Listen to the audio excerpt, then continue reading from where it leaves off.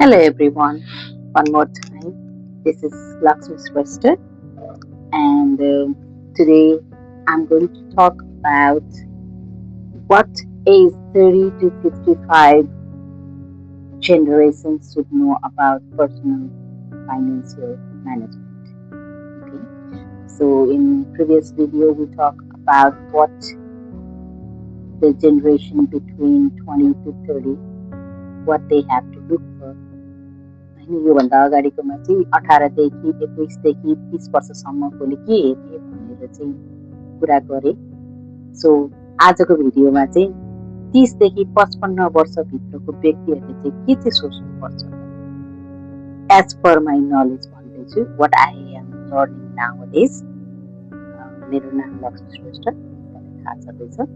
So र यो जुन कुरा सेयर गर्दैछु यो मेरो आफूले लर्न गरेको कुराहरूबाट आफूले जानेको बुझेको कुराहरू मात्रै भन्दैछु। So if there is any mistake you can rectify me. Alright. So हामीले 20 देखि 30 वर्षको उमेरमा चाहिँ यङ जेनेरेसन हुनुहुन्थ्यो। सो जसलाई चाहिँ हामीले के मेन कुरा चाहिँ के कुरामा ध्यान दिनुपर्छ भनेर फोकस गरेका थियौँ भने जब यङ एजबाट नै हामीले चाहिँ सेभिङहरू स्टार्ट गर्यौँ भने आफ्नो फाइनेन्सको प्लानिङ गर्न थाल्यौँ भने सबैभन्दा मेन कुरा भनेको चाहिँ अर्ली रिटायरमेन्ट। किनभने यदि यो उमेरभित्रमा हामीले त्यो कुराहरू थाहा पायो भने चाहिँ अर्ली रिटायरमेन्ट चाहिँ कहिले हुन्छ भन्ने कुराहरू चाहिँ सिक्नु एकदमै जरुरी छ। तर 35 देखि 55 वर्षभित्रको व्यक्तिहरू between 30 to 55 years age. So now there is no time for early retirement to think, right? Early retirement को बारेमा त अब सोच्ने टाइम छैन। इट मिन्स यो त मिड एज हो, यतिखेर त हामी जब फ्यामिली गरिरहेका हुन्छौँ होइन। So the most important thing what we need to know is we need to ask ourself that do we have a residual income. भनेको मतलब हामी पर्सनली फिजिकली काममा नजाँदा पनि हामीलाई इन्कम आइराख्ने बाटो छ कि छैन भन्ने कुरा चाहिँ थाहा हुन एकदमै जरुरी छ।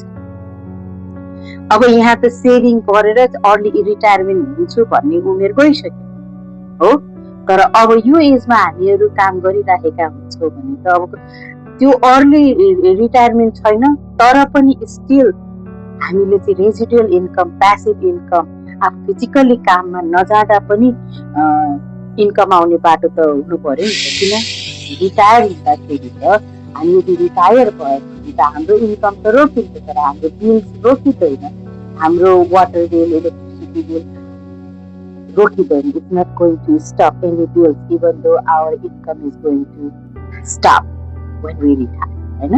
सो नर्मली आफूले आफूलाई गर्नुपर्ने क्वेसनहरू चाहिँ के हो त भनेर भन्नु, हामीलाई चाहिँ हाम्रो अहिले करेन्ट इन्कम सोर्सहरू चाहिँ के हो भन्ने कुरा चाहिँ थाहा हुन एकदम जरुरी छ। त्यो करेन्ट इन्कम सोर्सले कसरी काम गर्छ भन्ने कुरा चाहिँ थाहा हुन जरुरी छ। तपाईँको करेन्ट इन्कम सोर्स चाहिँ तपाईँको रेजिडुअल इन्कम आउँछ कि आउँदैन भन्ने कुरा चाहिँ सोच्न जरुरी छ। यदि एउटा मात्रै इन्कम छ भने अब अर्को इन्कम सोर्स चाहिँ बनाउने कि नबनाउने कि चाहिन्छ कि चाहिँदैन भन्ने कुराहरू आफूले सोध्नु जरुरी छ होइन। अनि अर्को कुरा भनेको तपाईँ जुन करेन्ट इन्कममा हुनुहुन्छ त्यसले तपाईँलाई फाइनेन्सियली फ्री बनाएको छ कि छैन। It means the income you have now that it will gonna lead you to the financially free life or not. भनेको मतलब फाइनेन्सियली फ्री भनेको के हो त भन्दाखेरि जति खर्च गरे पनि no problem, because there is a place, there is income source that still your income is coming even though you are not physically doing work. Oh, and of course you have to see your current income source. If you need another income source, you need to know if you have any additional source how it is working हैन। अर्को कुरा भनेको तपाई debt free हुनुहुन्छ कि छैन। So are you living debt free or not, ऋण कतिको छ त त्यो पनि सोच्न जरुरी छ। अनि त्यति मात्र नभइकन तपाईँ अनि अहिले जुन काम गरिरहनु भएको छ त्यो इन्कम सोर्सबाट आर यु ह्याप्पी? तपाईँ खुसी हुनुहुन्छ त? So you need to know, किनभने if you are happy it means you have a financial free life, debt free life. If not, then you need to think. And हामी सबैलाई थाहा छ that the source of income चाहिँ जहिले पनि एक भन्दा बढी हुनुपर्छ. It means if there is only one way of income means you are near to the poverty. गरिबीको छेउछाउमा हुँदैछ भन्नुको मतलब के हो? त्यो एउटा इन्कम सोर्स पनि बिरामी भएर अथवा जब गएर यदि त्यो इन्कम सोर्स पनि बन्द भयो भने then what? You need to think about that. And especially in America, hire and fire is simple, right? And then after तपाईँले अर्को भनेको तपाईँको जुन यदि सेभिङ गरिराख्नु भएको छ तपाईँको रिटायरमेन्ट एकाउन्टहरू छ, I have already told in the previous video, if those accounts are with you, कसरी काम गरिराखेको छ, कसैको रथ छ भने नि there is a limited you can put over the limitation to put, right? But there are other strategical accounts that you can put flexibly, unlimited, because they have a flexibility. So तपाईँको त्यो पैसाले काम गरिरहेको छ, कसरी काम गरिरहेको छ? रिस्क मार्केटमा गरिरहेको छ कि रिस्क फ्री मार्केटमा गरिरहेको छ कि ट्याक्स फ्री मार्केटमा गरिरहेको छ कि ट्याक्स मार्केटमा गरिरहेको छ? यु निड टु नो, होइन? किनभने त्यही पैसाहरू भोलि बढ्दै जाँदाखेरि कम्पाउन्ड इन्ट्रेस्टमा बढ्दै जाँदाखेरि त्यसले इन्फ्लेसनलाई मिट गर्नुपर्छ, मतलब मूल्य वृद्धिलाई मिट गर्नुपर्छ. आज राखेको 100,000ले आफू रिटायर हुँदाको त्यो 100,000 को भ्यालु आजको भ्यालु दिन्छ कि दिँदैन त्यो थाहा हुनु जरुरी छ. यदि त्यो तपाईँले कतै राख्नु भएको छ भने त्यसले इन्ट्रेस्ट कमाएर ल्याएको छ कि छैन. फर इक्जाम्पल आज 100,000 राख्नु भएको छ र त्यसले यदि केही इन्ट्रेस्ट कमाएर ल्याएको छ भने एभ्री इयर 3% इन्क्रिज हुँदैछ. Inflation is increasing every year by 3%. It means that money we kept in any account nowadays, you should know if it's gonna meet the inflation मूल्य वृद्धिलाई मिट गर्छ कि गर्दैन. अनि अर्को कुरा हरेकले जान्नु पर्ने भनेको चाहिँ ट्रेडिङ र कम्पाउन्डिङ अफ टाइमको बारेमा एकदम जान्नु जरुरी छ. कम्पाउन्डिङ इन्ट्रेस्ट, ब्याजको स्याज भनेको जस्तै गरेर त्यो प्लस टाइम भ्यालु, त्यो बुझ्न एकदमै जरुरी छ. र अर्को कुरा जुन स्ट्राटेजिकल अकाउन्टहरू भनिरहेको छु, जस्तै तपाईँहरूले राख्नुभएको कुनै पनि अकाउन्टहरूले चाहिँ तपाईँको इन्कमलाई डबल गर्छ कि गर्दैन त भोलिको दिनमा? त्यो इन्कमहरूले चाहिँ तपाईँको त्यो इन्फ्लेसनलाई मिट गर्छ कि गर्दैन त्यो कुरा चाहिँ थाहा हुन जरुरी छ. किन भन्दाखेरि you are working hard this time managing your family, your kids and everything.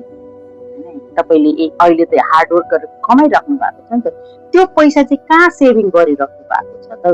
त्यो त भोलि रिटायर भइसकेपछि त चाहिन्छ नि त. हामीले त नर्मली त पैसा जम्मा गर्छौँ, करेक्ट? सो त्यहाँ त्यो स्ट्राटेजीहरू मेकानिजमहरू युज भएको छ.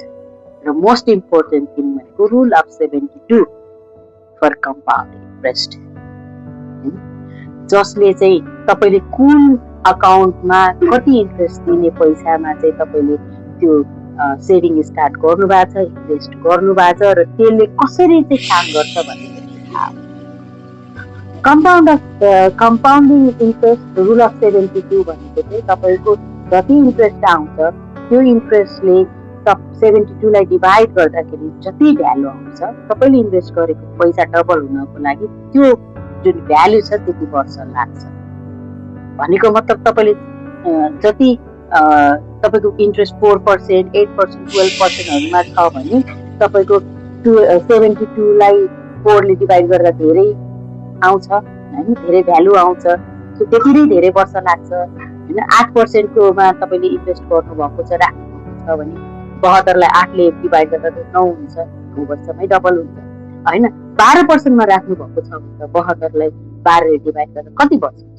त्योभन्दा कम हुन्छ. सो छिटो डबल हुन्छ नि.